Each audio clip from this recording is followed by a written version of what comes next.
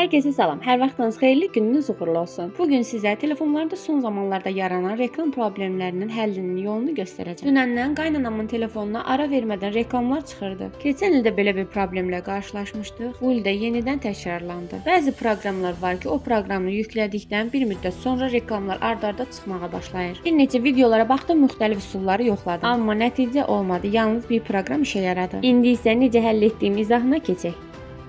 Diqqətlə baxın ki, yanlış proqramı yükləməyəsiniz. Gördüyünüz kimi adı yazdıqda müxtəlif adlarda proqramlar gəlir. Buralarda şəklini yerləşdirərəm, onun üzərinə baxaraq proqramı yükləyə bilərsiniz. Mən videonu çəkərkən reklamlar o qədər sürətlə tez şəkildə gəlirdi ki, videonu aydın şəkildə çəkə bilmirdim. Proqramı yüklədikdən sonra, telefonu virusdan təmizlədikdən sonra silib, yenidən yükləyərək sizin üçün video çəkirəm. Proqrama daxil olun və lazım olan icazələri verin. Proqram açıldıqdan sonra toplu silinə keçirin. Burada daxil olduqdan sonra telefonunuzda olan bütün proqram görsənəcək. Burada isə son yüklədiyiniz və şübhəli bildiyiniz proqramları silirsiniz. Mən telefonun ayarlarından son yüklənən proqramları silsəm də reklamlar ləğv olunmamışdı. Ancaq bu proqramı yükləyərək son yüklədiyim proqramları sildim və reklam ləğv olundu.